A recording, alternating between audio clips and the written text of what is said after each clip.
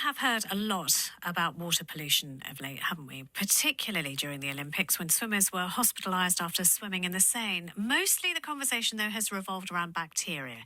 But there's a new study out from the University of York which has been looking at pharmaceutical pollution. And perhaps surprisingly, it has found the three most contaminated rivers in the country all exist in our national parks. In total, 45 rivers were tested, and pharmaceutical pollution was found to be widespread in all 10 of England's national parks, some at levels that could adversely affect ecological and human health. Leana Hosea has this report from the Peak District. Okay, I'm going in. Woo! Oh, it's cold! It's a crisp morning at the banks of the River Derwent in the Peak District National Park in the heart of England.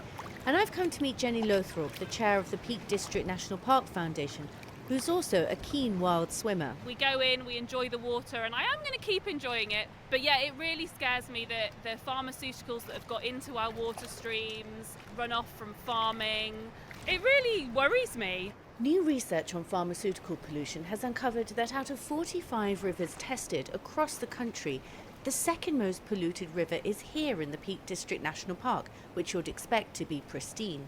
The third most polluted is in Exmoor National Park. I think the water companies need to be held far more to account, especially in places like national parks. There's a lot of kind of smaller sewage works that don't need the same rigorous checks. They need to put their money towards fixing our waterways rather than into their shareholders' pockets.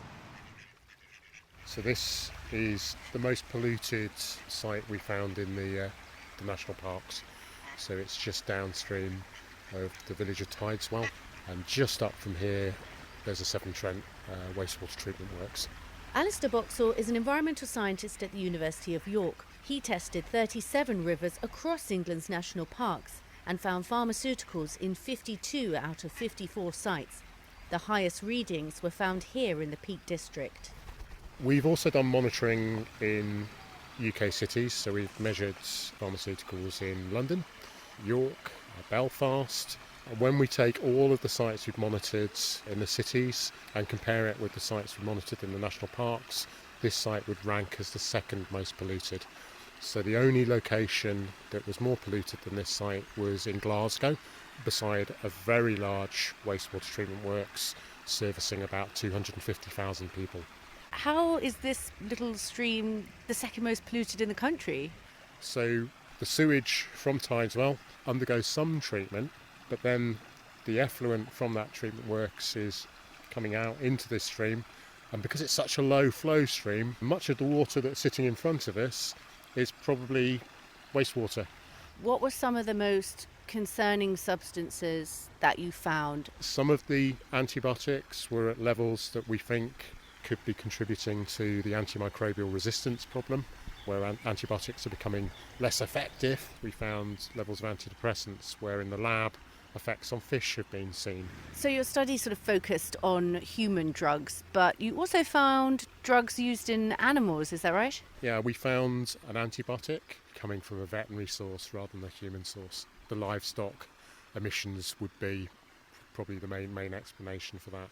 DEFRA says they're working with regulators, the water, pharmaceutical and veterinary industries to better understand how these chemicals affect the water environment.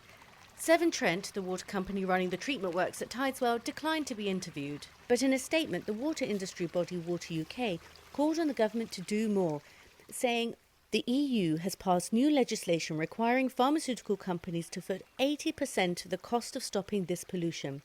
We want the UK government to explore how this can be adopted in this country. None of this satisfies Andrew McCloy, the chair of the Campaign for National Parks, who met me in the village of Tideswell. We think there should be tighter safeguards across the board, and that includes farm runoff. It also requires maybe tighter control of septic tanks and private properties in rural locations. But the water companies, and in particular the sewage treatment works, are just not up to purpose in national parks. Biodiversity, the natural landscape, is uppermost. If that's being undermined by these toxic chemicals that are released as a matter of course into our streams and rivers, something is going wrong somewhere, and the status of national parks is simply being brushed aside. Until better treatment and regulation is put in place, pharmaceuticals will continue to contaminate rivers in national parks and beyond, harming the ecology and possibly human health too. Leana Hosea reporting from the Peak District there.